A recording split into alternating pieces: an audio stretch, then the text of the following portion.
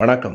நான் சுபவீரபாண்டியன். ஒரு காலத்தில் கவிதை என்பது புலவர்களின் அவையில் படிக்கப்பட்டு அவர்கள் எல்லோரும் ஏற்றுக்கொண்டால்தான் அந்த அரங்கேற்றத்திற்கு பிறகு அது மக்கள் வெளிக்கு வரும். போக போக யாரிடமும் அனுமதி கேட்க வேண்டாம், அவரவர் எழுதிய கவிதையை அவரவர் படிக்கலாம் என்று இருந்தது. பிறகு இத்தனை இலக்கணங்களுக்குள் தான் அந்த கவிதை சிக்கி கிடக்க வேண்டும் என்பதில்லை, எப்படி வேண்டுமானாலும் இருக்கலாம் என்று புது கவிதை வந்தது. அந்த புது கவிதையிலேயும் இப்போது பல புதிய வடிவங்கள் வந்திருக்கின்றன. கவிஞர் ஆங்கரை பைரவி எழுதியிருக்கிற என்னிடம் கொஞ்சம் காஞ்சுருட்டான் இருக்கிறது என்னும் புத்தகத்தில் ஒரு தொலைபேசி உரையாடல் மட்டுமே ஒரு கவிதையாக அமைந்திருக்கிறது. எழுத படிக்க தெரியாத ஒரு தாய் ஒரு தொலைபேசியை எடுத்து பேசுவதுதான் கவிதை. அந்த கவிதை இவ்வளவுதான். யாருங்க வேணும்?